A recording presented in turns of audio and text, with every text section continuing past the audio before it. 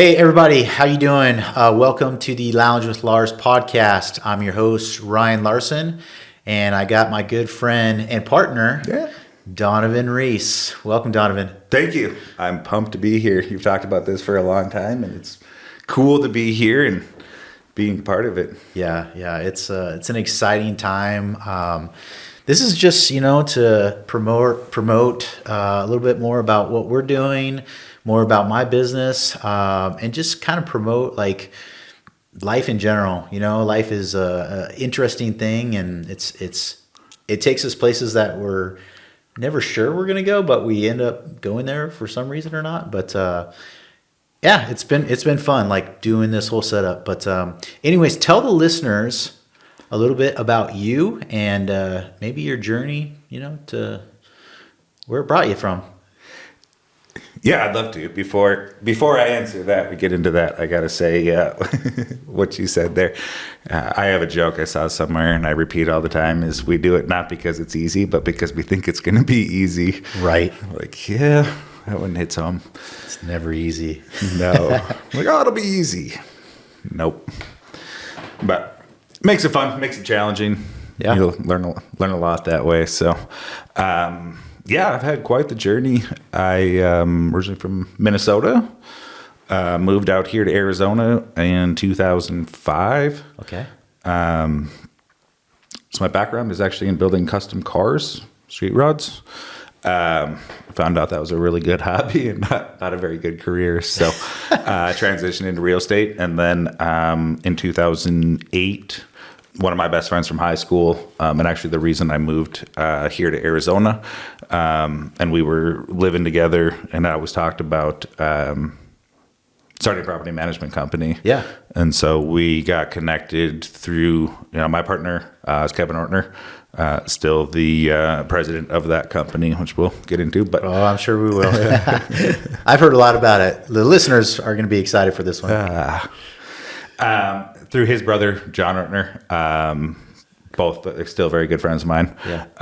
Got connected with a guy named Brenton Hayden, who was just starting a property management company up in Minneapolis. And Johnny was actually his first leasing agent. And after he met him, called us and said, "Hey, this guy's got a really good idea.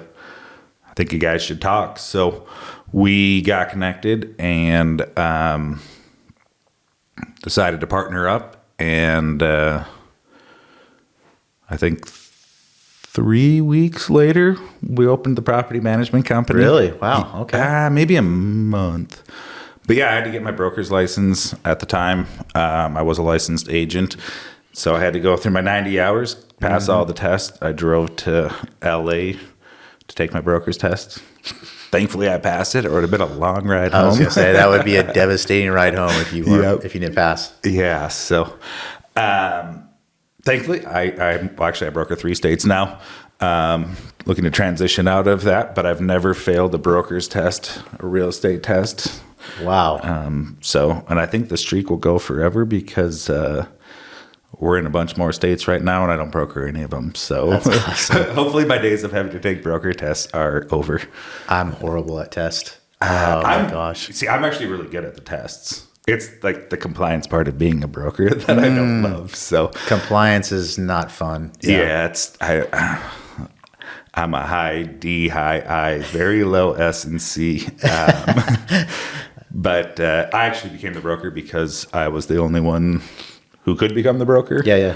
And I said at the time too, I'm like, I do not want to be a broker, but I'll do it as a bridge to, an actual full-time broker. And I'll fast forward to back up. I got fired from that company as the broker. So yeah, all right. I've been a broker since 2008. Okay. Here in Arizona, but.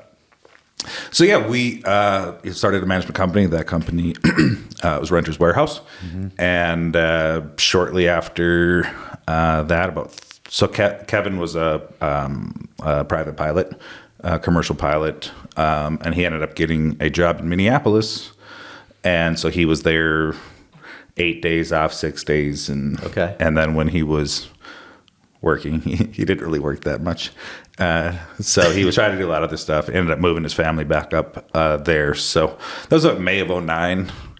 And he ended up kind of taking over at the Minneapolis office, which is the corporate headquarters.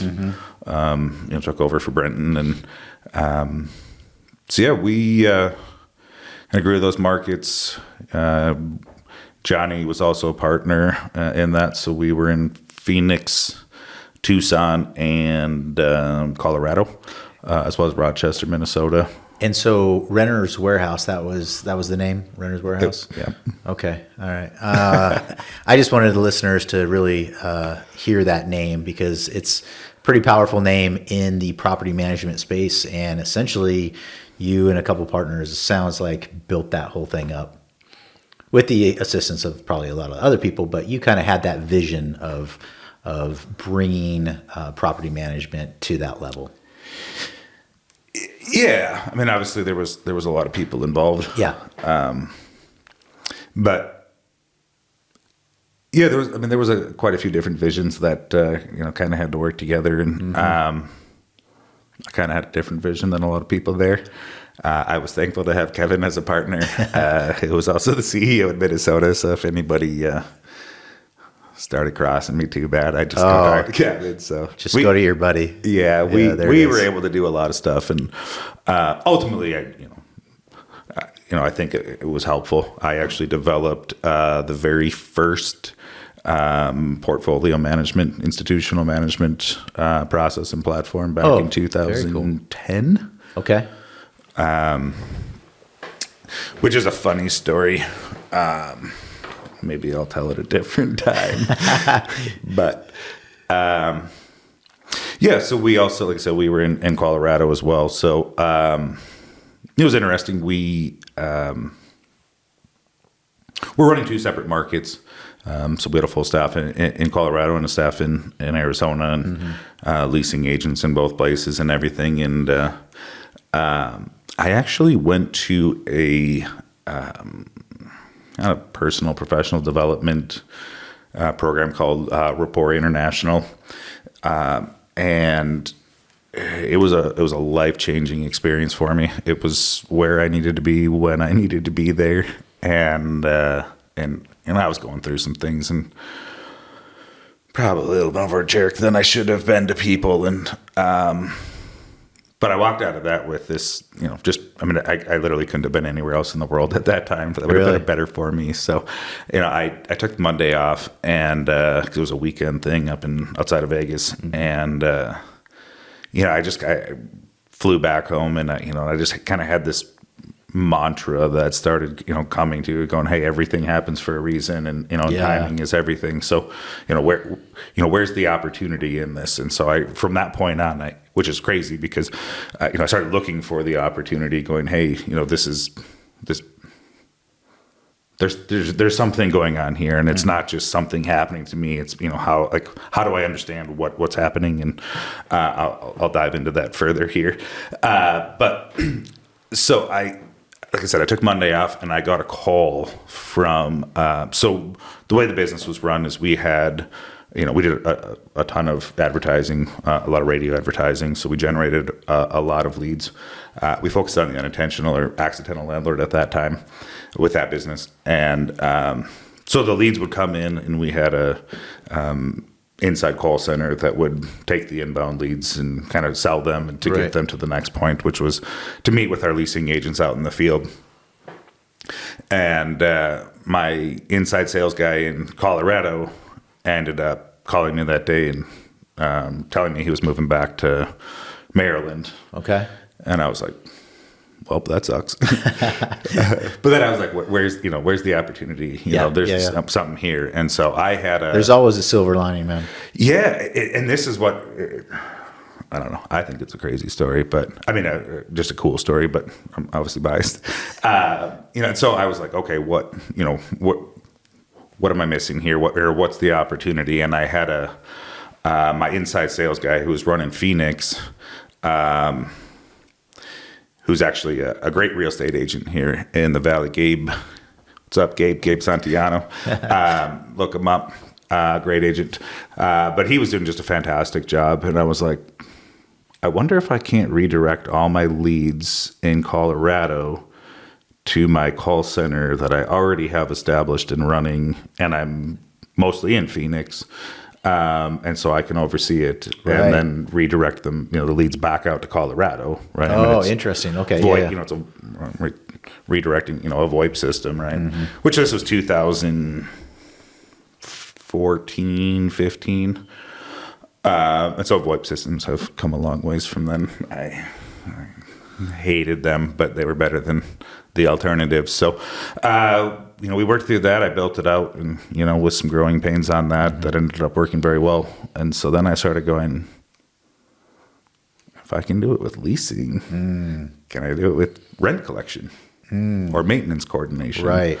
And so I actually built the first centralized services model for property management as well, which is what you see most companies actually run the model I built. No way. Very cool. So actually variations of it. Yeah. Renters Warehouse obviously ran it, but it didn't. One of the reasons I'm no longer there. The vision I had was not executed the way that I thought it should be. So, but the general construct is there. So, learned a lot of good things. Had a lot of really good opportunities. Great education. Yeah, I bet. So what is? I mean, tell listeners, Donovan, what is property management like? Like for those listeners. When you acquire a property manager specialist like yourself, like what does that entail? So I would like to say we're more of a relationship manager than we are a property manager.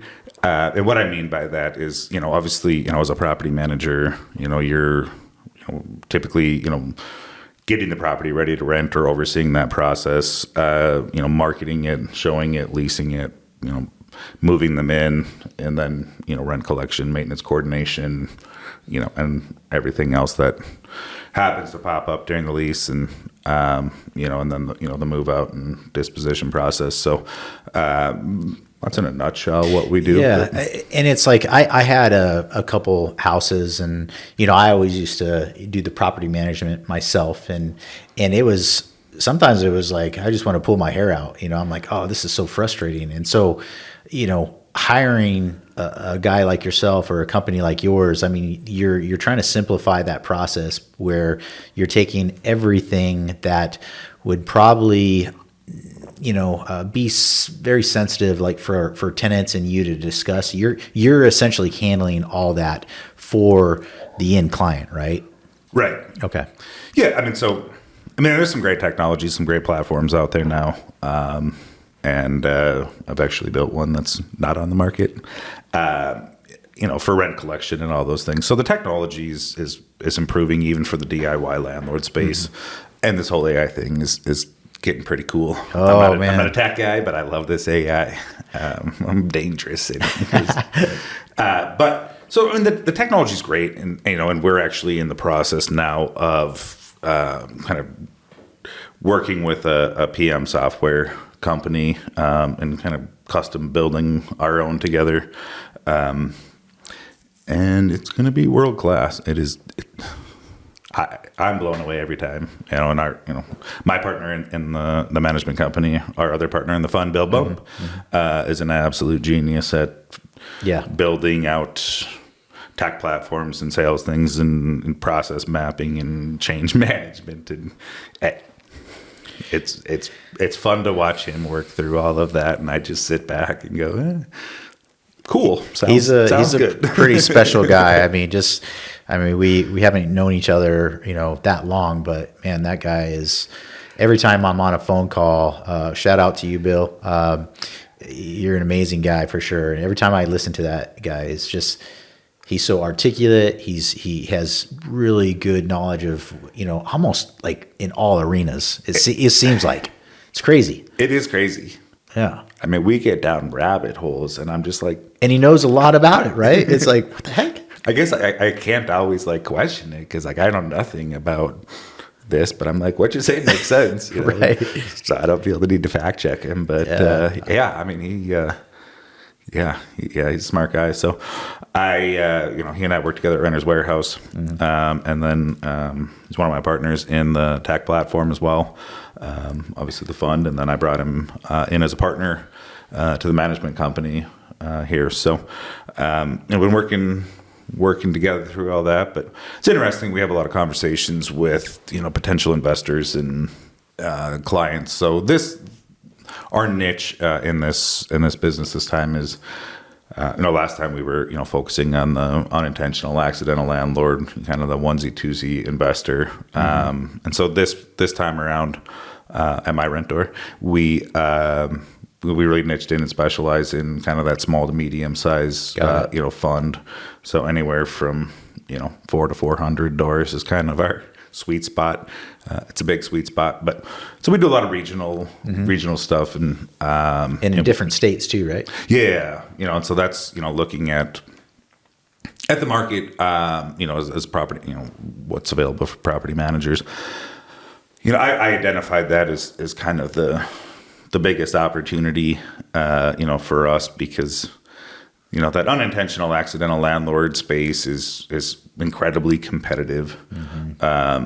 It's really challenging and shout out to all you guys out there who do that because it's as much managing the clients as it is the renters too. Right. So, but we do a lot more of like a kind of a holistic asset management, approach. So we take on a lot of, portfolios and, of course nobody sends us their portfolio because it's like fully optimized and, couldn't be running better. So we take on a lot of challenging portfolios and we do a lot of, low income, affordable housing, Section 8 stuff. So, it's one of the things we specialize in is optimizing for affordable housing portfolios. So, yeah, we end up in, Birmingham, Alabama. And Okay. It's probably an interesting place to do some property management. Yeah. So they're all interesting. Yeah. So you exited Renter's Warehouse, but obviously you're still good friends with some of the owners of that business, it sounds like. And then you started my rent door here locally in Arizona, right?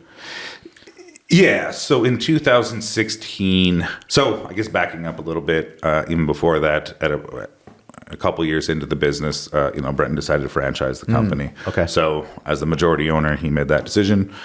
And so then Kevin and Johnny and I became franchisees. Gotcha. On that. And so Brenton sold the majority equity stake to a private equity company out of Minneapolis. And then we also sold our franchises at the same time. Did not go well. Well, when you have different visions of business, and sometimes you don't always collaborate well with those visions, and I don't think it hurts if it's done the right way. You could separate and but it's for your scenario, it sounds like there were some things that you wanted to see through that maybe some others probably didn't, and that's probably where it's amicably better to just kind of part as friends. Yeah. I did. Yeah. There was a lot that, we disagreed on, and so for me, I struggled with the idea of selling. We had built this company up, and we bootstrapped it, and I worked a lot of hours, for the first, couple of years. Again, this is, 2009, 10, 11. They didn't have the technology you have now. You didn't have, the self-showing capabilities. Shoot, we were creating, we had a Word doc as our lease. And every time you would go and type something in, it would move everything else over. Oh my gosh, that's old school. And then right, there's no e-signature, right? So then you're driving and, to the McDonald's at the corner and, signing leases. Signing paperwork. Oh my goodness. Truck, and so, and we handled the whole valley. So, I spent a lot of time, I think my first year, I think I put 60,000 miles on my car and didn't leave Phoenix. Wow. And so, I didn't really make much money for quite a while. And, we just started getting to the point where we're starting to really do really well and, making pretty good money. And, I was having a blast. We were enjoying what you were doing. Oh yeah. We were having a lot of fun. That's and, cool. Kevin and Johnny, I mean, they just couldn't be better people. And, Yeah. We really had a lot of fun, and there was some great people that we had working with us and for us, and it was just a lot of fun. So I was very hesitant to sell, and I got talked into it, not by Kevin. He was incredibly professional throughout all of that, because we were 50-50 partners, and he was the CEO. So yeah, but he was just incredibly professional through all of that, and so everyone kept telling me, do you want a bite of the watermelon or the whole grape? Right. Now every time I hear that, when people try to call and convince me to sell, I want to throw up in my mouth. That's an interesting analogy. Yeah. Oh yeah. Take the whole watermelon or just a little grape? A bite of the watermelon or the whole grape. Yeah. Okay. I'm like, well, turns out the watermelon was rotten, and so. No, I mean, I could go way into that, that experience, but it's just, I had a lot on the line, because I had given up, all my companies, and we had made the Inc. 500 list for fastest growing companies, I don't know, like 7 years in a row or something. Wow. I mean, Wow. I think our last year, we were in the top 200 or something. That's amazing. We were doing really well, and again, having fun. So, I had a fairly large equity stake in the mothership then, comparatively. And, there's a lot of people there that either had no equity or fractions of a point, because they were, brought in as a C-level person who then, kind of wanted to take over, and, they didn't have much to lose. And, I felt like I did, because, I was promised we would exit and I would have, tens of millions of dollars in the bank. And I was planning on moving to some island somewhere, and, or buying the island, right? Right. Yeah. I mean, I'd have loved that. So it was hard for me. And it really became, something that I just hated. And so, waking up was a struggle, just kind of dealing with that business. And yeah, I mean, it was just like fighting, my, the rest of the C-level team, and, just, it was not a collaborative experience, and I know I ruffled a lot of feathers. And I'm not saying that I didn't deserve, probably most of that. But we were never, even as a franchisees, and I think we did a pretty good job overall. But we weren't nearly as good as we could have been and should have been at, solving problems for our clients and tenants, and, and being proactive. And I'll get into that here in a second, but, it just really went bad, and so private equity came in, and, they pretty much tried to, strip everything out while growing at the same time. And private equity is it's designed to just make money. I mean, to build it as fast as you can, to strip everything down. And I mean, and my brother is a perfect example. I mean, he built a company up and made a lot of money, and he was promised the moon, and they ended up firing him last year, and he didn't take it well, and they tried to bring in another individual to do his job, and unfortunately, you couldn't replicate what he was doing. So, and it sounds like the similar situation. You probably have a very good skill set, and you add a lot of value, and for a private equity company to maybe not see that or glance over it, it probably ruffled your feathers quite a bit. Yeah, I mean, sure, my ego wants to be stroked and be told that, but for me, it was just that things weren't getting done, and we kept going backwards, and our customer service level was just brutal.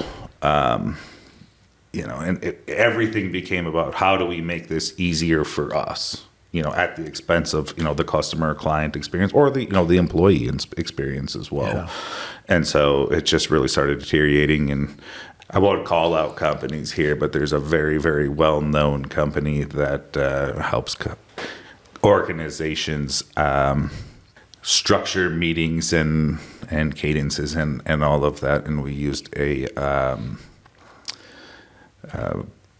consultant or whatever from that to facilitate our annual and quarterly meetings. And she said something one day that, because I mean, and you know me well enough now that I'm always just pushing the envelope and just going, hey, what if we did that? What if we did that? And just trying to think of crazy, I'm not trying to think of crazy, but, and so I'm constant, I like to joke, I'm like a 3-year-old, like, why? Yeah. Keep getting into it till you figure it out. And so I wear a lot of people out, and I understand that. And I appreciate you and Bill for hanging with on that. But she made it kind of a joke that Donovan's got 100 ideas and 99 of them are crazy, but that one is Special. Yeah. And that got misinterpreted or whatever you want to say into Donovan has crazy ideas. So I became crazy Donovan, and every time I'd have an idea, they'd be like, oh, there goes Donovan with his crazy ideas again. So I very much got minimized on that, which frustrated me as well. But there's a lot more on that. But I kind of want to lean into that. It's the people who have the craziest thoughts sometimes are the most special, in my opinion. They bring a certain aspect of where things should go or how it should be done, and sometimes not a lot of people see it. So I feel like maybe you do have to have one pilot or a co-pilot, or just a tight crew to kind of steer that ship. And if there's too many board seats, and then it kind of gets convoluted. But sometimes it's good being crazy, in my opinion. Thanks, I think.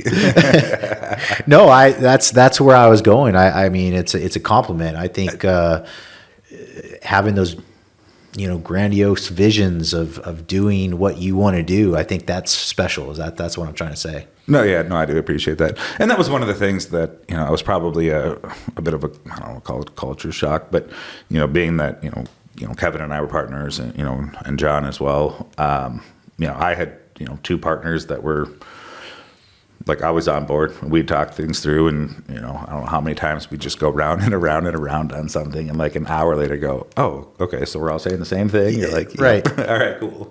And so, but they would hang in and and push me to to think even different ways than I had been thinking. Mm-hmm. And my whole thing is I'm fine being crazy. I've been labeled crazy for a long time, and I've kind of leaned into that, and I'm, whatever, I'm fine. I don't care. But when I started the new management company, and I was doing it on my own, and we'll get into that story too. But like I was trying to do all these different things, and I'm like, I finally came and said, hey, I can't validate my own crazy. It will literally drive me crazy, crazier than I already am. And so, Bill and I were always talking anyways, because we had some other, projects in the fund and things going on. And I'm like, Bill's a guy, much like Kevin, who are, can see both from the kind of analytical point, but also from that, that visionary, and really help me put things together. And so, having Bill on board to validate my crazy, and there's been so many things where he's pushed me out of it, and I'm like, all right, so the whole 99 crazy ideas, like I don't know that that's accurate, because I may ask 99 crazy questions, but I'm not dying on the hill on every one of those. I'm just going, hey, what about this? What about, and I go, okay. Thinking of different options. And and I'm just constantly, trying to figure out, validate or show a better way. And so, I ask a lot of crazy questions, and I probably come across as stupid a lot of times, but I'm like, I didn't know that, and now I know. I mean, I've known you for, what would you say, about a year and a half, almost? Oh, no, it's probably been longer than that. 2 years now? I don't know. Time flies. But probably at least 2 years. Yeah, I would say probably 2 years at least. Yeah, because the fund took about, it's probably been 2 years for sure. So I probably found you. I seeked you out. You did. Actually, it was right around Memorial Day, I think. Okay. But when I met you, I was like, this guy's sharp, and I knew you had a strong footprint or stronghold, in the property management space, which is, when I was thinking about creating this, fund, I knew that I would need, something that one of my weaknesses, I needed to find that strength in someone else, right? And that's when I met you, I was like, this is definitely one of the guys that I want on my team and essentially by my side through the ups and downs. And I think me, you, and Bill have done a phenomenal job of just collaborating when things are tough and coming up to a very simple agreement and then just moving forward with it. And over this, I don't need to steal the thunder on what we're doing with the fund side, but where I want to go with it is you need really good people around you, and it sounds like you had really good people, but there was a lot of noise, maybe in that other company. But now, what was the one thing that you took away from Renter's Warehouse that you're incorporating right now into My Rentor? What was that one big takeaway that you're like, this is what I'm going to do with my new business? I don't know that I took that correlation directly from Renter's Warehouse. I had a little bit of a journey between leaving Renter's Warehouse and and starting this company. And I said when I left Renter's Warehouse, I was never going to manage a property again. I had a 5-year non-compete, so that's right. I couldn't manage for 5 years anyways. But we started Renter's Warehouse. I was 24 or 25. Never managed a property before, and I just had no idea, like, really how to work the relationships and everything. And so I was, the first rent collector for Renter's Warehouse, right? And so, I didn't know. And when someone, would be late, I'd start calling, yelling, and screaming, and just being a jerk and trying to force people into paying rents. And I just had these adversarial relationships with my renters, and everything was challenging, and I just kind of hated it. And one of the, I really wanted to get away from that pain. So, I started hiring people to deal with it so I didn't have to. But we were just never great because we never solved problems well. We never attacked the problems. And so after I left Renter's Warehouse, I started flipping properties. And then I started flipping turnkey rental properties. So I'd buy them, fix them up, put a renter in place, stabilize them, and sell them to, passive investors. So the very first house I did on that model, man, I wish I'd have never sold it, but we all say that, right? I think I was talking to my wife Kate literally last night about, gosh, I wish I'd never sold these 2 rental houses that I had. Yeah. Painful. Right. Painful. But so it was Central Phoenix, 5-bedroom house. I had great renters in there, great rents. I mean, I was cash flowing this house $200 a month on hard money. That's really good. Yeah. Which was nice because it took me almost a year to sell this house. And so this was 2018, 19. And, so I put the house up on the MLS and, said, hey, it's, great cash flow, ran all the numbers, and there was nothing emotional about what I said. And so I'd get a couple nibbles here and there, but nothing serious. And then I'd get a wholesaler calling me, telling me, hey, I've got a buyer, but you got to take it off the MLS. Okay. Take it off. Buyer never shows up. So that's frustrating. You waste a week or two and put it back on the MLS and you get no interest. And so then you play the game. So I literally did that for 11 months. And finally I went to put it back up. And I think I put it up in January of, I can't remember if it was 18 or 19 now, but it was January. And I went up and down off the market trying to do this until November. And I went to put it back on the market, And this time I didn't talk about cash flow or appreciation opportunity. I didn't talk any numbers. I just said, hey, I have really good renters. They know I'm selling the house. I don't need a 48-hour notice. You can come meet them. You can talk to them. I'll give you the full tour with them. And like this is no joke. I went from I couldn't give the house away for 11 months to I had a full price offer in 24 hours and 6 backup offers that week. Wow. And so what I realized through that is, I used to joke, and this is a terrible joke, and I'm not proud of this, that, back in the day, renters were a dime a dozen, but they were actually cheaper than that. And that's pretty much how we treated them. And what I realized after my experience selling that house was, actually the renter is what makes them valuable. Yeah. Right. So I would say now good renters make for good investments. And so now I don't call them, renters I do like the interchangeable words, but, right. I really view them, I guess I should say, as renter partners, because they're really partners in your investment. Yeah, and I'm glad you mentioned that, because that's, you've said that before, and I thought that was a really powerful message, and I wanted the listeners to hear that, because it sounds like your mindset shifted. You had this epiphany and this shift in mindset, and that's why now my rentor is so special, because you have this openness about what you're going to bring and what the tenant is going to bring to the table. Yeah.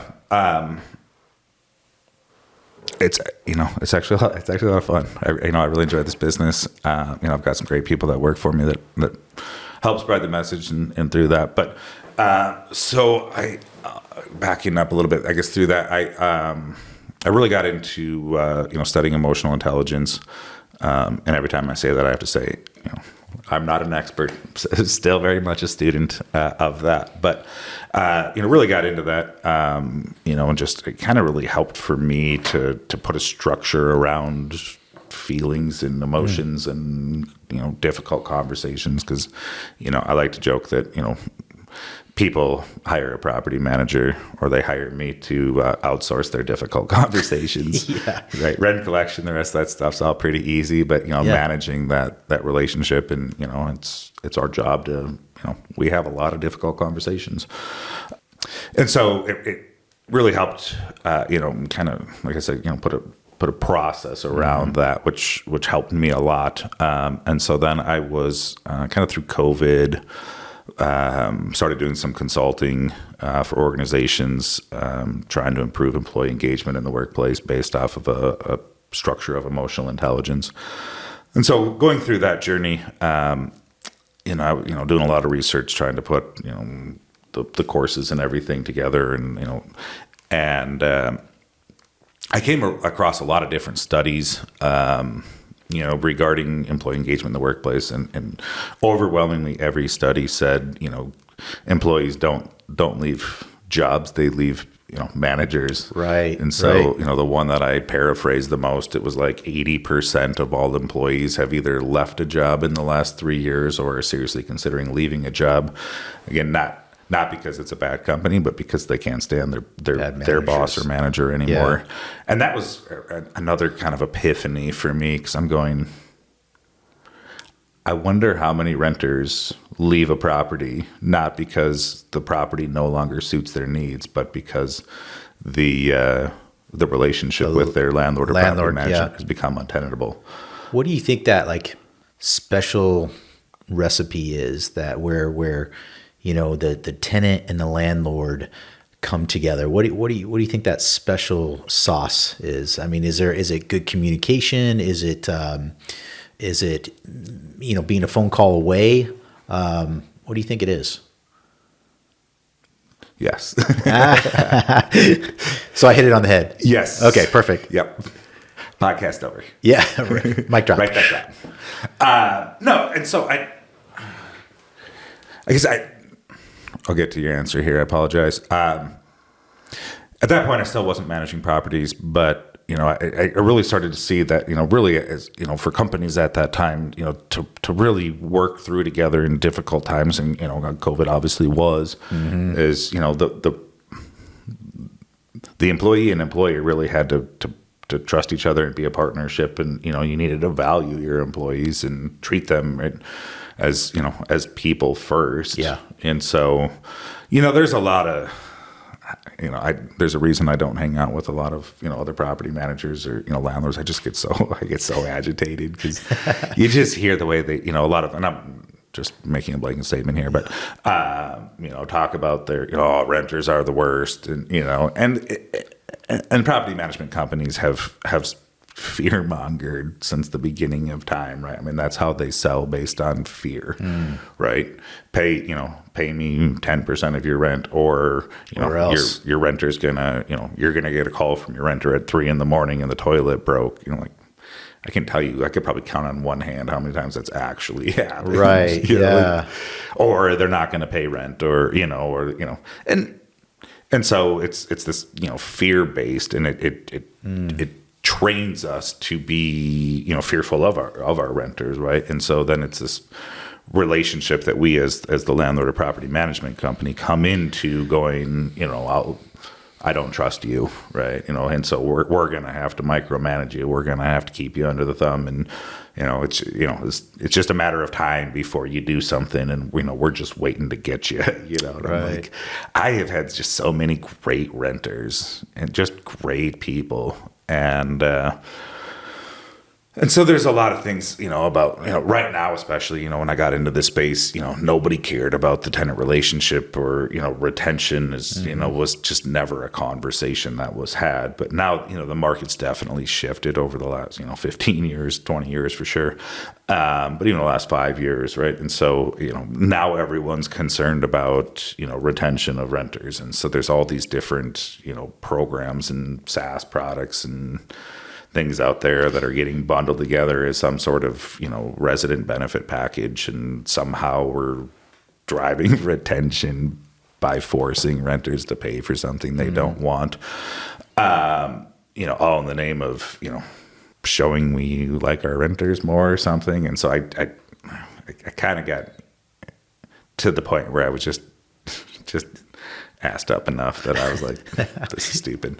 And so I came up with this, idea of, really what do renters want? And it's, as people, right? They're people first, and, people, they want to be heard, really heard, listened to, appreciated, and, and it's pretty much that. I mean, kind of that simple. At least that's the very basic, foundation of which you can do. You have to build to be able to do really anything off it, right, if you're going to have an actual relationship. And so then I said, well, what if I can build a property management company based on kindness, empathy, and emotional intelligence? And if I can prove that I can do it in a property management company, I think I can prove that you can do it in any company. And so I started getting crazy again, right? And, kind of putting it together, and had some different thoughts, but I started another management company then based on that, and kind of rolled out the same model that I was, that I'd built. We'd built it, at Renter's Warehouse, and it was fine. Nothing against their model. I'm not talking crap at all, but I did it for a couple of months, and I was like, yeah, this just isn't really what I want to be about. This isn't inspiring to me. It's not. And so I kind of just paused, probably the first pause in this business. I've had quite a few of them for as short as I've had the business, but I just really started to figure out what did I want, what did I want this business to be? How did I, obviously, I had, a different experience at Renter's Warehouse, but I feel compelled to share this story here going back. So through that experience, 2016 was a rough year, and it was challenging, and I was running, leasing agents across the entire country. So, I'm in, Phoenix and Pacific time half the year, and getting calls from, agents and whatnot, and on the East Coast. So my day's starting at, 4 or 5 in the morning, and it's going till 1, 2 in the morning or midnight, rough. you know, and it was just never ending grind. And, you know, it was not, it wasn't fun. It wasn't fulfilling. And so, my dad, set up 401k plans his whole life out of Minneapolis. He was the 401k guy in Minnesota.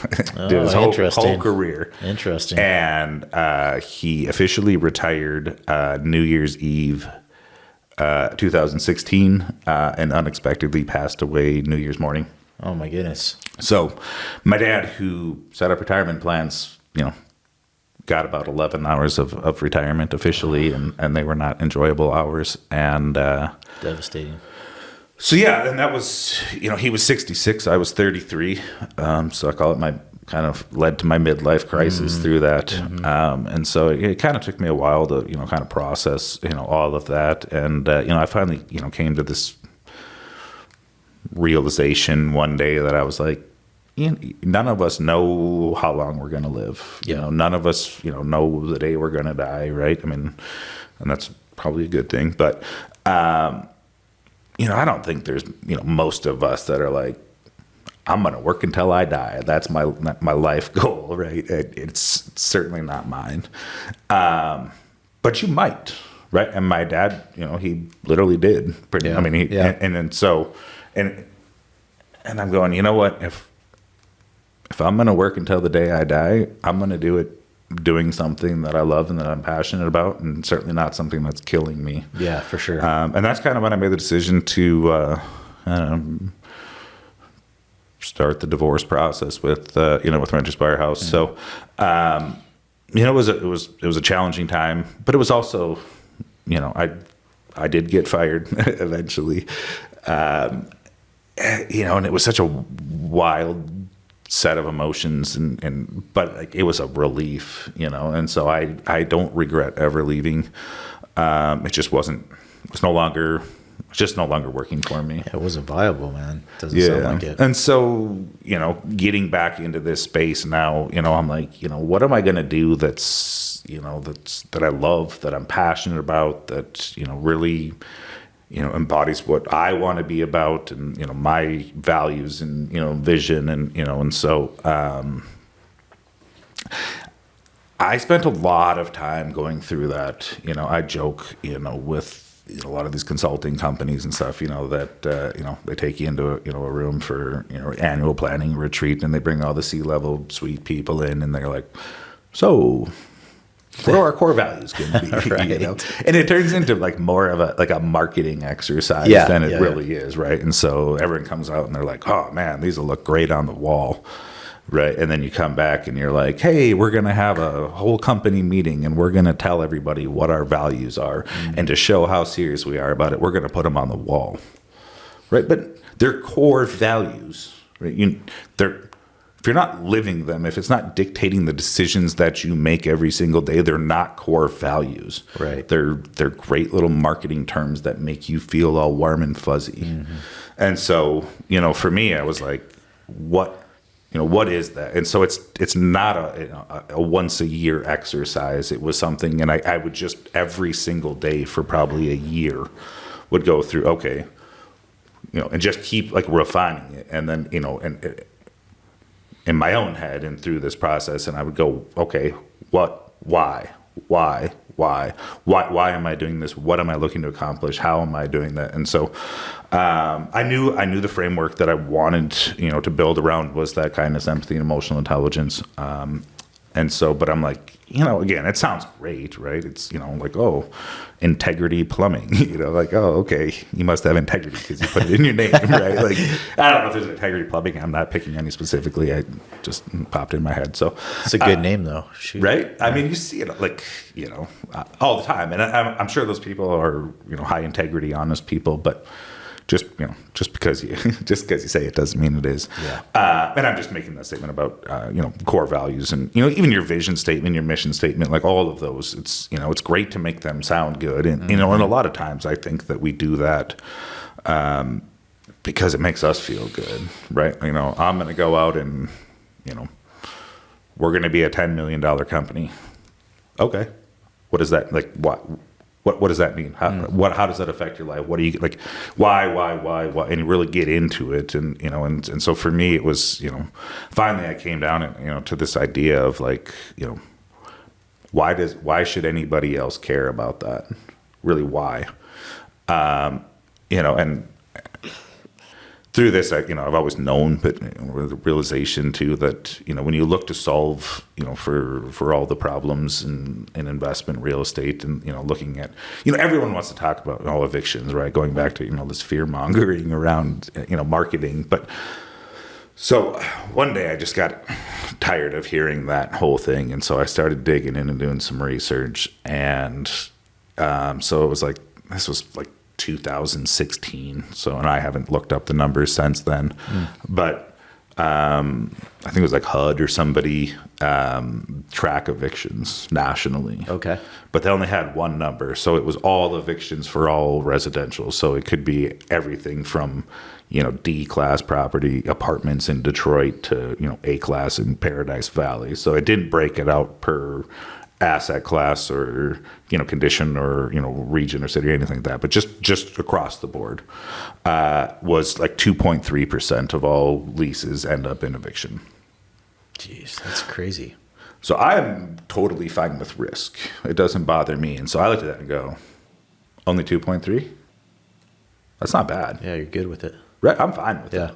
But again, factoring in that there's a lot of property management companies that make a lot of money off of late fees and eviction fees, and and so there's landlord. There's a lot. So there's a percentage out there that they're just going to eviction as fast as they can. Right.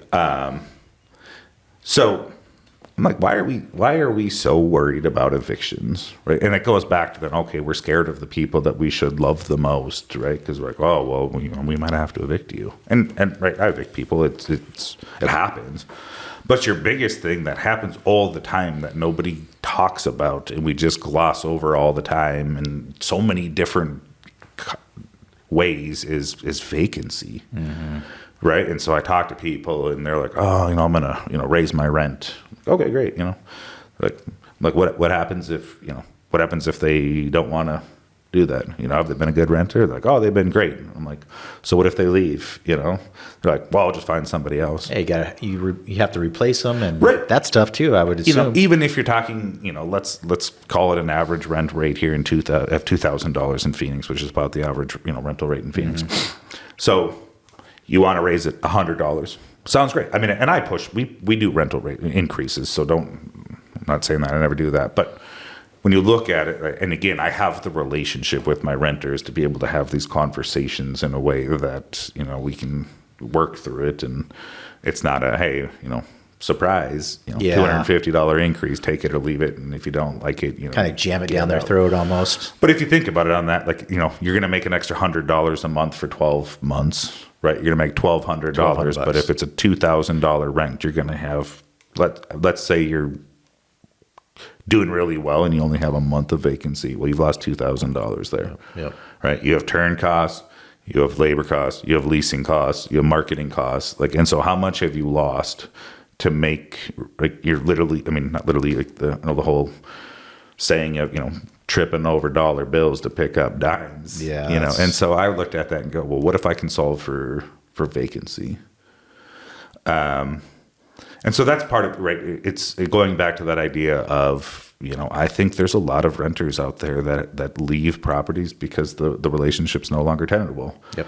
And I think a lot of property managers do a really bad job of maintaining those and enriching those, and even creating a genuine relationship, working professional relationship. And so they're driving away a lot of good renters. Yeah. Right? And so they're costing their clients money. Mm-hmm. They're also getting paid now to place a new tenant. And so that's, I don't want to say conflict of interest, but it's putting yourselves at odds, which we'll get into here in a second. But,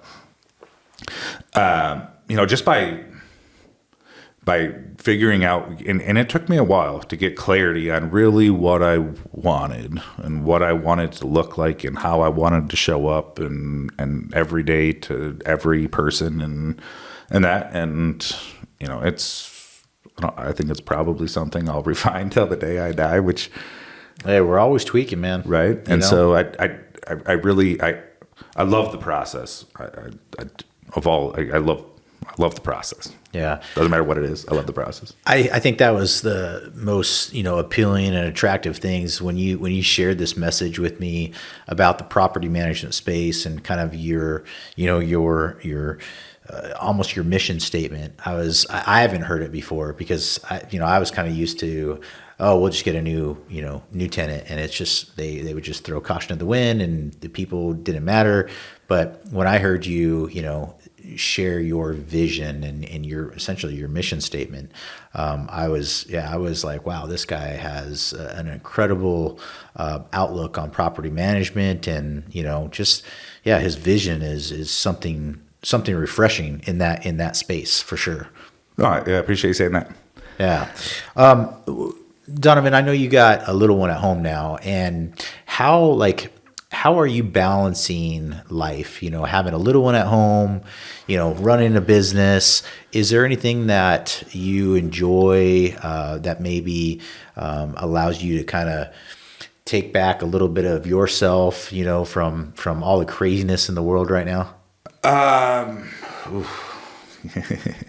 Yeah, I've got a Hurricane Lane. And Lane is how old? Almost 2.5 now. Almost two. Dude, time is flying by. Yeah, he's That's a your maniac. and that's your first kid. Yeah. Is there plans for number 2? God willing. All right. Yeah, we'll see. But yeah, he's a lot of fun. So my wife, I think I told you this, just quit her job. Yeah, that's So, exciting. Yes, we're all excited. She's loving it. It's been a week today, actually. Congratulations. Yeah, so she's able to stay at home now, and they do a lot of stuff, and so that's fun. I've been very busy lately, so Yeah, you just sold a house, and gosh, yeah, you've been cranking here lately. yeah. So I mainly work from home. So, before my wife quit, my mother-in-law, who's amazing, love you, Angel. Thank you for being the best unpaid babysitter of all time. So she would watch him quite a few days a week, and then, so I could, get work done.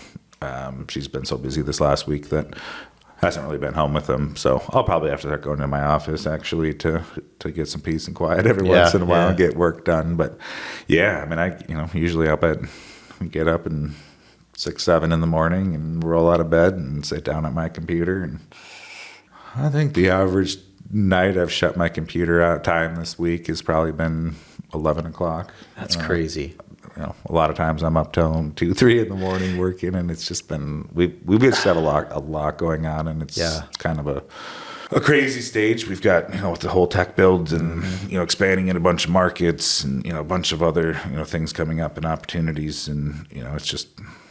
It's a lot of work. How are you hitting that reset button? I mean, what are you doing to find that time that you need, knowing that you're in the trenches with your business and you got a little one at home? What's that thing that's keeping you sane? Yeah, I mean, I do Lane usually gets home 5 o'clock, and so I turn my computer out for a couple hours, and I try to be engaged, and again he's hilarious. He's just so much fun, and so it's they're super fun, man. Yeah, just running around the house, and especially at that age, that's like he's so pivotal, man. Just be with him. Yeah, we enjoy kind of some family time for a couple hours and spending time with him and going to the park. And, it's important, man. It's important. We went to the Pinal County Fair last weekend. Oh, very cool.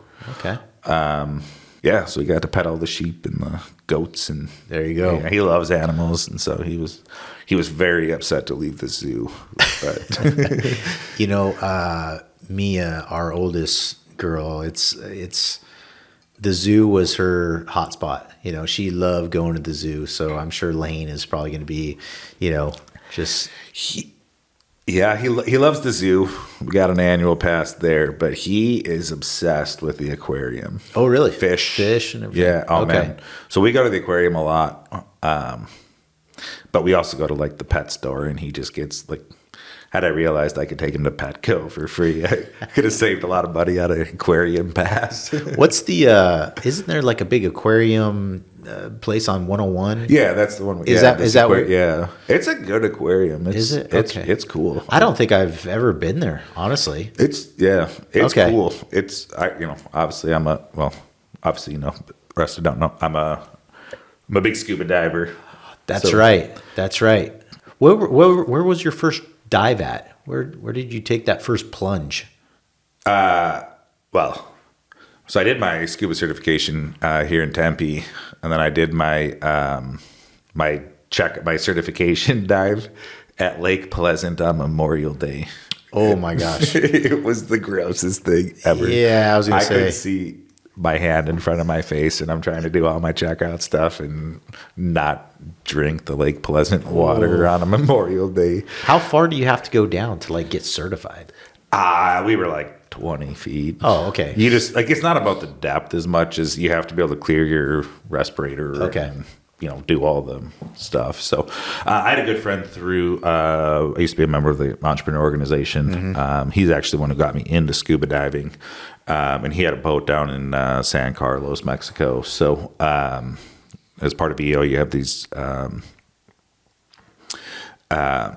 blanking on the word.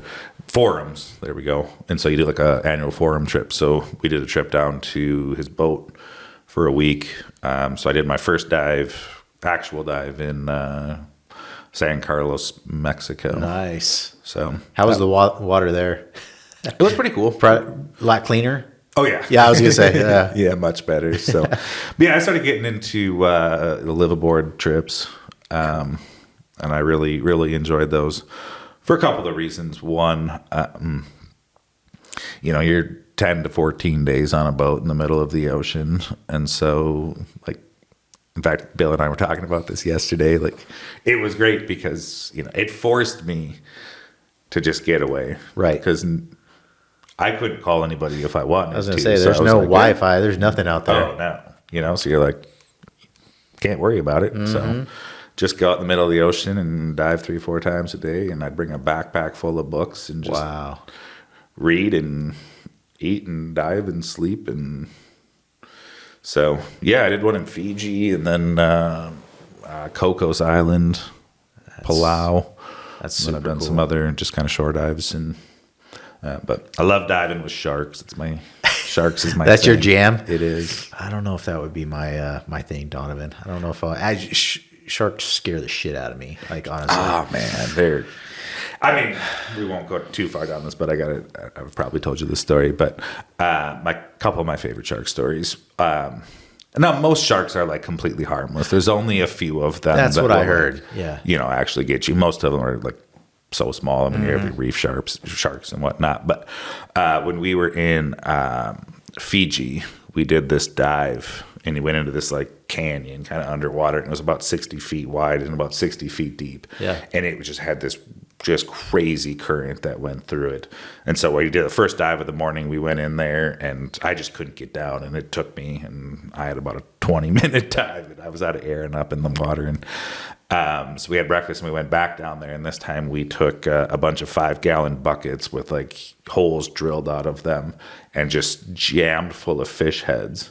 Oh my And then gosh. we had these things called a reef hook, and so we would put the buckets on like 60 feet down on the ground, and then you hook your reef hook on top of the bucket, and then you're just like almost like you're like the skydiving on air, Wow, like yeah. so you're just kind of hovering there. Okay. And I had a I used to bring my GoPro initially, and then I decided I just loved being down there and not actually doing anything. But I Don't worry have about technology down there. yeah, just be in the moment and really Exactly. enjoy it instead of trying to figure out like it's like. Where's that damn record button? Right. And, like, really, are you going to watch it again? No.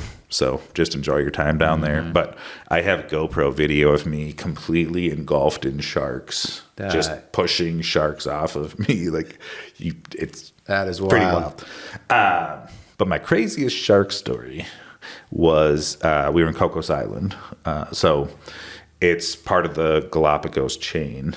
And so we'd fly into Costa Rica, and then we took this boat out to Cocos Island, which is part of like one of like the World Wildlife Preserve or whatever that is. So you have to have like permits to get in there. And this island, no one can actually go on the island. So there's only 2 boats that can be in there at any time. And so it's great because you're 48 hours away too. So it's not like you get the shore divers, the daily divers coming out, because they're the worst. But so one afternoon was the only time that people could go up on and actually walk around on the island. And there's a lot of times people take like the afternoon dive off. Yeah. And so a lot of people went on the hike, and so it was like 6 of us that went down. And, so it's an island, so it's, almost like a mountain, right? And so, we dropped in on this site, and, I'm about 60 feet deep, 60, 70 feet, and I've got the wall behind me here, and I'm probably 15 feet off the wall, and all of a sudden I hear this other guy on our trip just like yelling through his regulator, and I can hear him, and I turn around, and he's like against the wall, and he's just like, and I turn around, and this 16-foot tiger shark just comes right in front of me. Holy mackerel. And it was the coolest thing ever. And it just kind of went off, right? And so I'm like, maybe I shouldn't sit like right in out in the open. So I go against the wall with everyone else, and the shark comes back. And I wasn't videoing this one, but there was a lady on the trip who was, and she was behind me, and she videoed it. So I have the video of this shark, and it was beautiful. Oh, I'd love to see it. Awesome. Man. That's so cool. So it came by, and it was probably 6 feet from me. So because it's a World Wildlife Preserve or whatever they call it, they track them. So there was like 5 tiger sharks around that island. And there was only one 16-foot. It was a 16-foot female shark. And 3 months after I was there on that same dive site, a 16-foot tiger shark attacked and killed a diver. No way. I mean, I can't prove it was the same shark, but there was only one 16-foot. It would make sense, right? Right. So, wow. Yeah. Yeah, they don't call them tigers for no reason. They're cool sharks, though. Dang, that's wild, Donovan, yeah. for sure. I had a buddy who really loved scuba diving. He would tell me like some just amazing stories of just like what he would see down there, and I'm like, yeah, just stories, just like yours. Just be like, wow, really? That's crazy. Like I said, I love the sharks and the big ones at Cocos, but it's like the biggest, it's like breeding or feeding ground for hammerhead sharks, which is why I went. But we went down one day, and it was a little bit off the island, and it was almost like this bowl underwater. Mm-hmm. And so you kind of get into it, and we were probably, maybe 80 feet deep. And then I would lay down my back, which is not easy to do in a scuba. In this bowl, and I would have 20 hammerhead sharks at a time, and I probably had 250 hammerhead sharks just right. I mean, I could just sit there and just touch them as they came through. That was a really cool experience. You probably wouldn't see me down there. I think that's probably one of the things that I need to do better is probably push myself a little bit more when it comes to being more adventurous. I used to be like crazy adventurous. I jump out of planes, like fear of heights didn't scare me at all. But now, I mean, I'm 47. I got 2 kids. I got, a couple of businesses, and I'm like, I need to get home safely. And so even flying now, like I am gripping like the seats. I feel overwhelmed, Donovan. I'm like, what the heck happened to me? I mean, I don't know if other people are experiencing, these changes as they get older. Maybe they just stop being so crazy and stupid. Flying still doesn't scare me, but I did buy a bulletproof vest recently. You bought a bulletproof vest? What the heck is that for, man? Knocking on doors. Wow. Okay. For the property management. Yeah. What? Yeah. It makes sense. Like, why wouldn't you? It makes sense. Right. I mean, when I was in my 20s, starting it, I didn't care. Just go after it. Actually, here's a really, really funny story really quickly. I managed this 8-plex at like Indian school in the 17. And Not like, a good area. No, in like 2010, 11. Ooh. And this guy, my client, had bought it like through his like 401k or something. I forget, one of those where like he had maxed out his contributions and he couldn't afford to he wasn't allowed to put any more money into it. And so I take it over, and 4 of them are vacant, 4 of them are occupied. No one actually pays rent. Every time I go there, I'm like issuing notices. I'm like, none of you guys have ever paid rent. They're like, we don't pay rent. We just do repairs. And I'm like, well, now you're going to start paying rent. I was going to say, times are different now. Yes. And I was there with the cops like once a week. And I remember talking to the cops one day. I'm like, I don't know what I'm supposed to do with this property. And they were like, sell it. And I'm like, I don't even own it. I'm just the property manager. And all 3 of these cops just go, what are you doing, man? I'm like, this is where I've grown. So, so my mom was in town, and again, this is 15 years ago, right? Yeah. And so we go to church on Sunday, and it's like Sunday afternoon, and I'm going back to my house, and I'm like, I'm in the area. I'm like, I'll just stop by Sunday afternoon, see who's around, see what's up, see what's going on. And so just check on the property. on the way home from church, I pull up to this place, and I'm like, Mom, leave the car running, lock the doors, and don't unlock the door until I come back.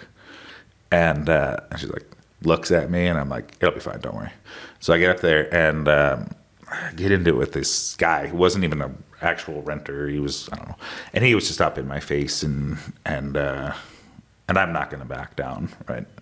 And so, long story short, we start brawling, and I am rolling around, brawling, throwing punches. What? It's a courtyard of this 8-plex on a Sunday afternoon. On a Sunday afternoon. And so we just, it didn't get too crazy, but yeah, I mean, we brawled it out. Wow. And, get up, and I'm like, yelling at this dude, and I'm like, you need to go. I'm like, get up, and I just walk back to my car, and my mom just stares at me, and I'm like, unlock the car. Yeah, Mom, please unlock the car. We drive all the way back to my house. Not a word said. And this my dad was still alive. He just wasn't on the trip. And my mom, we didn't say a single word. And we like 30 minutes after I get home, I get a call from my dad, and he's like, you think you need to be managing that property? Nah, it's fine. We'll let that one go. Yeah, I did. And that's something that I still struggle with, because I just, I know I can turn any property around. It's just, a lot of times the challenge is, you don't get the cooperation of the client to be able to do that, because it costs money to do that. And, Yeah. And so sometimes I get, too into trying to win and help people win when they can't. So that's another time where another place where I really appreciate the, the partnership that I have with Bill, because he's like, nope. You don't need this one. You don't need this one. So we have, shed a lot. And that's another thing. We're very, focused on, who we want to work with, as well. So I have one of our, core values is, don't be an a-hole. So it's a reminder for me not to be one every single day. But yeah, I also just, I'm not going to deal with you. I don't need that. And, our biggest core value is we win together, and if we're not going to have that relationship where everyone wins, all stakeholders win, then I just don't want to be a part of it. You don't need the business. We've been I've had to let quite a few clients go, and it's tough because you're like, I don't want to lose the doors, but that's another thing that that I took into this business. That I probably one of my biggest challenges to actually living is, I'm like, okay, I need to be profitable, right? What is it? Revenue's vanity, profit sanity. Yep. Cash is king. Yep. And so I'm really focused on the profitability side this time. And you have to have the right clients to do that. To be, but you have to be able to say no, and you got to be able to cut the bad ones loose. And so I still struggle with that, because I'm just like, I'll turn it around. Yeah, you got to cut your losses quick, man. You know, Yeah. you got to recognize it, cut your losses, and move on to the next. And I think that's where probably Bill is going to definitely help you out. You know, I mean, if there's things that are just not going as planned, I think you guys are both would probably come together and be like, this is probably not the best venture for us, and our time. Yeah, Bill has he can sniff that out like immediately. And every time he's like, I don't like being right all the time. I'm like, and almost every time he's right on those. So you and Bill went to, did you guys go to school together in Minnesota, or how did you guys come together? Was it just on the Renters Warehouse side? Yeah. Okay. Yeah. Okay. So I went to school with the Ortners. Okay. Okay. So that's why I moved out to Arizona. Kevin actually graduated high school a year early, and moved down here, went to ASU, and Dang, you were super smart. Graduated earlier? God damn. Kevin, not me. Oh, I was going to say. No. Dang, who am I dealing with here? You're dealing with a guy who has an associate's degree. Okay, here. That's okay. Like-minded individuals sitting here with you folks. Yes. Yeah, it's I think it's important. And I'm very intentional with my marketing. So as much as I'm trying to attract the like-minded people, I'm trying to detract the the not like-minded. So I'm very I say a lot of pointed things just because it's also my personality, but I'm trying to get people to self-select out that go, I don't believe in this kindness thing. Great. Yeah. There's 1,000 other property managers in this town. And so I'm a big Simon Sinek fan. Huge Simon you've Sinek mentioned fan. that. Yeah. Yep. And so, I take a lot from his teachings, and it's one of the things that he's says is it's not.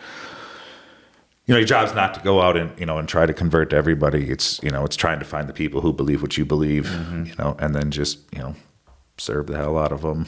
And so, I would say this too. I read an article, quite a few years ago, but at that time, do you know who let's say it was 5 years ago, 7 years ago, it doesn't matter, but the largest furniture seller in the world is or was? 5 years ago? Yeah. Whew. They're probably still number one. Potato Barn? IKEA. Oh, gosh, I should have known that. Right? Yep.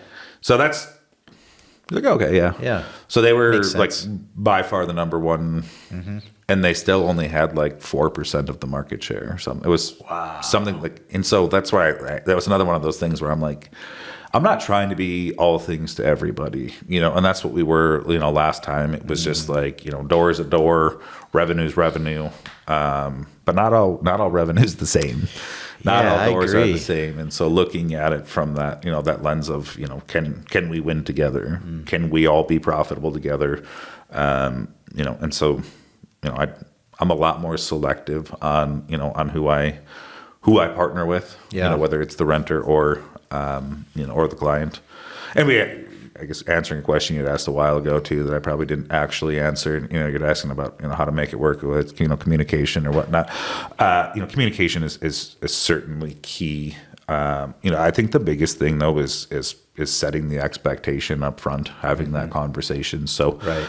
We have, something we call it, an upfront contract. So, we sit down and we go, hey, this is how we're going to work together. This is what you can expect from us. This is what we expect from you. This is, how we're going to win together. This is how we're going to, what's going to happen if we get off track. This is how we're going to break up if it doesn't work. And so you've established, kind of the rules of engagement up front. Love it. And then you just live them. Yeah. Right? And then when you get off track, you can always refer back to that. And it's also easy too, right? Like, whether it's in personal relationships or, being an employer or a boss or something, it's like, it's hard to break up right? It's, there's a lot of times, in professional or personal, relationships where someone will do something to like get broken up with instead of having that difficult conversation, right? Because there's not a structure. Most people don't understand or have that structure, which is where I'm going to say, emotional intelligence it creates that structure to have those difficult conversations. But there's a lot of times too where, you see that with the, employee-employer relationship as well. And so, sometimes there's not that openness to have it too. The manager might have not allowed that space to voice those concerns too. So, right. And I'm not saying this is on the employee side. I'm saying it's on the employer side, right? There's a lot of employers that are, bad at firing people, right? Like, sometimes sometimes you need to fire people, but sometimes you also just need to set people free. Right? Yeah. And that's kind of, I got fired and, I deserved it. But it set me free. Right. And so when the relationship's not working, but, again, you a lot of times haven't allowed that. And that's where, I keep seeing all of these, synergies, between, the employee, employer and landlord renter relationship. And so it really is about, communication as well. Yeah. But it starts with the very first conversation you have and setting that tone and the expectation, and then just being, consistent about that with your actions, your words, and again, that's where we've put we have a process for everything. Not that it's rigid, but we have, and it's around the communication is how we handle things, because it's this conversation we're having today. Well, it may be a difficult conversation. If we can handle it with grace and and kindness here, it's going to make the next conversation easier. So you get into everyone's like, oh, maintenance is the worst. It's hard. Yeah, maintenance is a bad. When something's wrong, it's a bad day for everybody. Right? It's a bad day for the renter because their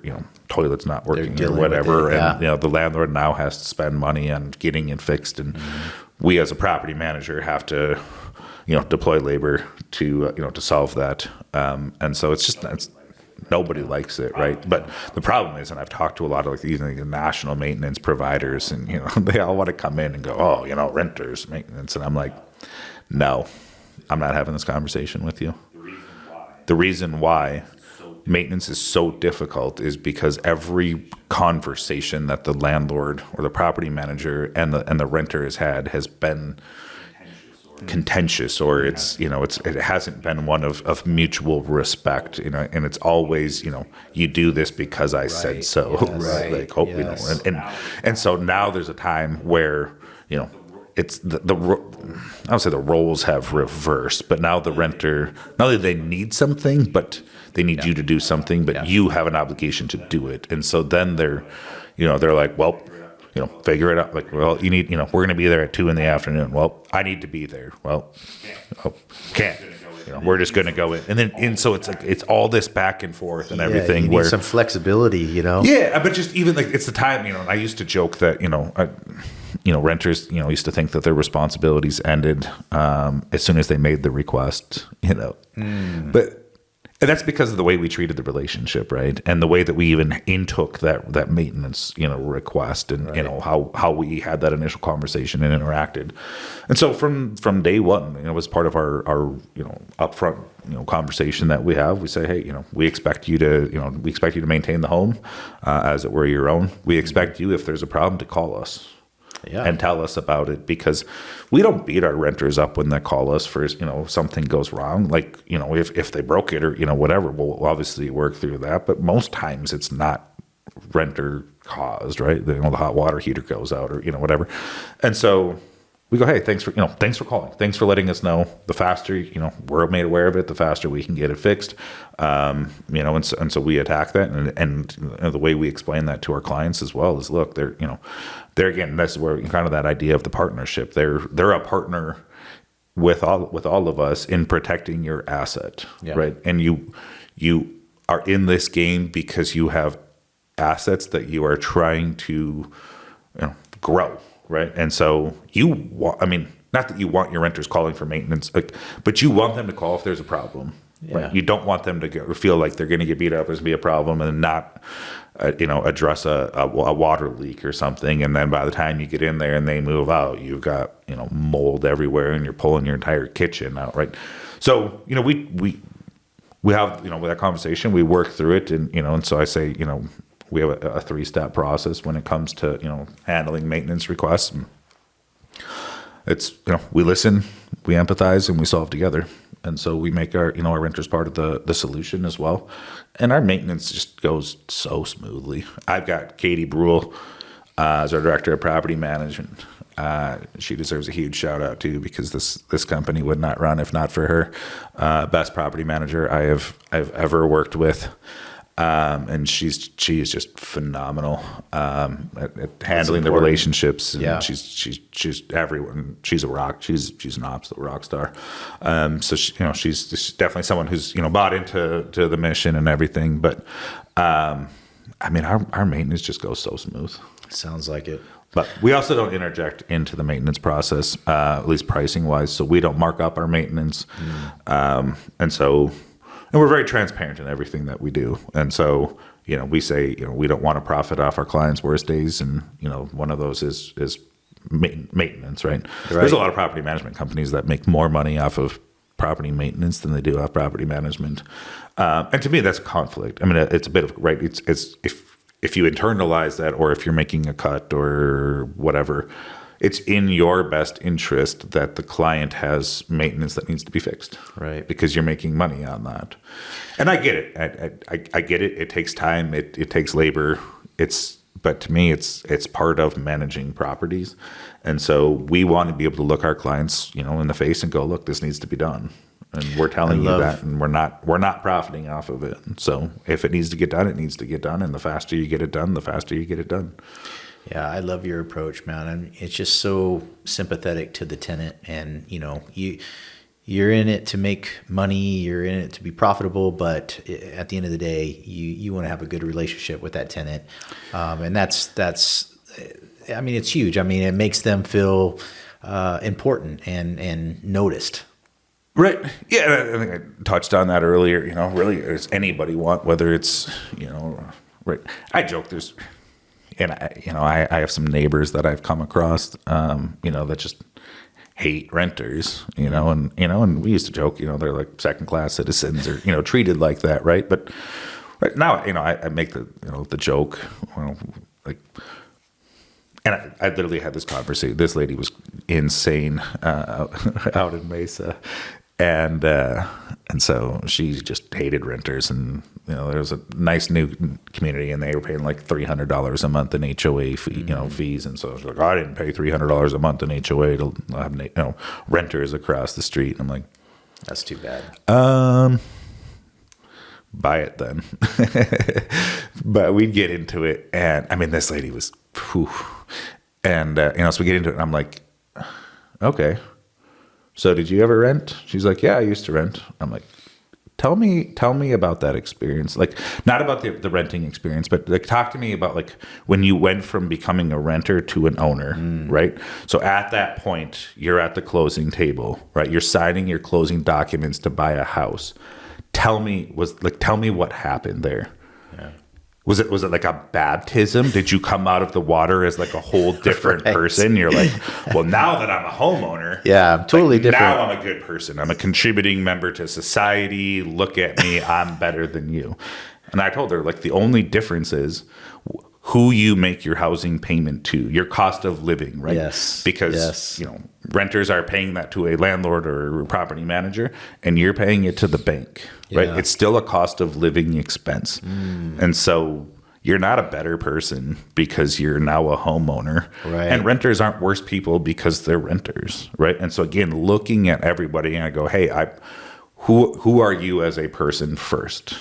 And so that's, where I really wanted to get in is kind of level the playing field. And it's not that I'm, overly sympathetic to the renters or, even advocating. I'm here to bring all parties together and, to make it work. And to do that, I think you have to level the playing field for everybody. But really it's it's good business. It's good business. It's not just because I'm a nice, empathetic guy, which I think that I mostly am, but it's the other thing. It's interesting to me because, we're going through a process now, and we get approached a lot. People trying to buy us or buy a stake or some sort of partnership and everything. And for the last year, I just said no. I wouldn't even. I was just so tired of having those conversations. And you already had those, been there, done that kind of thing. Yeah, and it's just they just didn't align, and it was tough. But and so we've been talking to a company now, and it's like sat down with the owner of the company, and they're a multi-billion-dollar organization, and I'm talking to the owner and the founder, and we'd already sent them our P&Ls and our projections and everything, and the first thing, one of the first things he says to us, he's like, I have looked at a lot of property management companies for the last year, and I've looked at their books, I've looked at their numbers. You guys are telling me you think you're 500% more efficient than the next best property management company out there. It's exactly right. Bill and I were like, yes. And then it was just awkward for a second. And Bill's like, look, we're not crazy here. No, we've run the numbers. We've done we think we are.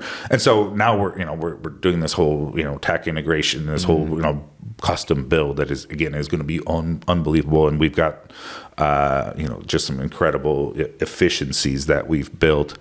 And I keep telling people all the time, I'm like, yeah, our tech is going to be amazing.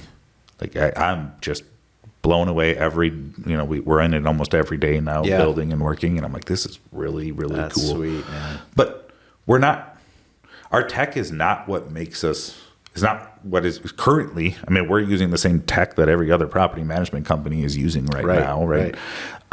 This will elevate us, the new one, but we are, because we attack problems, right? And we have that mindset of everything we do, just touch it once, right? There's so many times where I'd get so frustrated, because we wouldn't answer our phones, and so then this client or the renter or someone's trying to get a hold of us, and by the time someone actually engages with them, now they're mad. They're upset because they've been stewing on this. No one wants that. Right. And then the problem doesn't get solved, and it just keeps getting kicked back and forth, and then they get frustrated, and then they, I want to talk to your manager. So then you bring the, middle manager in, and they don't do anything about it and still don't get it solved. And then it goes up and upper management, and then it would get to me, and I'm like, guys, we just wasted 20 collective man hours on something that should have taken 30 minutes. Right. But we didn't attack it. We didn't solve it because we didn't have the right philosophy with the right appreciation for the people, for the process. And so I'm like, we are 500% more efficient just because we attack problems. Yeah. And we get after it. Yeah. We were saying attack the problem, not the person. But when there's a problem, it just doesn't ever get better. And we're very proactive in what we do, but we encourage our renters, our clients, everyone to communicate with us. If there's a problem, call us, right? If you think you're going to have an issue paying rent, call us. We've got a lot of relationships and partnerships with, local nonprofits and charities and government organizations. And we got some really cool things coming out that's even better, where we actually help our renters find rental assistance. And, I get a lot of even property managers or landlords that are like, that's not my job. I'm like, it is 100% your job. Yeah. Right. But everyone has this reactive mindset towards problems in this space. Right. And a lot of it is because there's just, when you look at, the way that property management fee structures are, they are there's so many times where they're just in conflict with the best interests of the client, which I'll get into that in a second. But I just lost my train of thought on that. Well, the biggest thing, Donovan, is everything that you're doing right now is oozing customer service. You're making sure that you're delivering at the highest level possible for the tenant. It sounds like, I mean, you're bringing in technology. You have, incredible opportunities with you and Bill, and it sounds like you're getting into the right seats, talking to the other businesses that might acquire maybe a portion of your business too now. Yeah, possibly. Like I said, I was not open to that at all, but we are. Also looking at some other capital partners because we're growing quite rapidly and expanding into quite a few new states, and we do a lot of affordable housing stuff. I think I mentioned, and so there's a lot of need in that space, which is why we've ended up in a lot of these random states we're in, like Alabama and Indiana and Mississippi. I know when I heard you guys are going off to Alabama, I'm like, man, these guys are getting after it. So, no, man, this has been really good. I've enjoyed the opportunity to listen to who you are and what your business model looks like, and I'm sure that the listeners out there are going to make sure to reach out to you if they need a property management specialist, and you are, in my opinion, the specialist in the market right now. But tell the people, the listeners, how they could get a hold of you, where they can find you at. Perfect. Yeah, our website is myrentdoor.com. We are in Arizona, Alabama, Indiana, Mississippi, South Carolina, Minnesota. Expanding into about a half a dozen more states here. But so if you've got properties, portfolios, like I said, anything 4 to 400, that's what we specialize in. Donovan, DONOVAN at myrentdoor.com. And my personal number is 602-428-1991. Beautiful. Because that's the last year the Twins won a World Series. Wow. That's how I remember it. That's why I picked the number, actually. I was going to say, that's important right there, throwing out his personal cell phone number to the listeners. I think that's incredible, man. Well, Donovan, thanks so much, man. It's been a blast. This is episode 2 of the Lounge with Larz.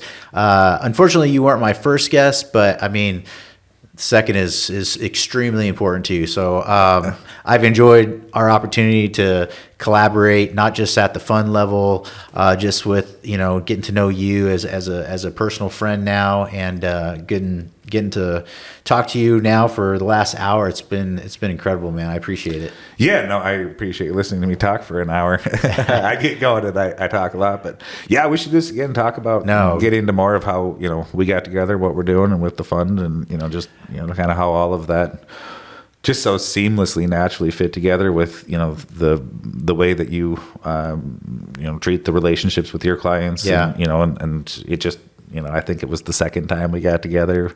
I think it was. I remember standing in the parking lot. We went to that taco place there at Dana Park. Yeah, I was going to say it's the taco shop. I can't remember what it was called. Yeah, and I remember walking out of that and standing in the parking lot, and you're like, I don't think we're supposed to do it this way, but do you want to partner up? And I'm like, yeah, let's do it. We'd had coffee and tacos. Yeah, so for the listeners who don't know, we started a real estate fund. We got to be, careful on what we say about the funds because it's, we can't really market it, but, we do have a real estate fund, me, you, and Bill. And Bill is located in Minnesota.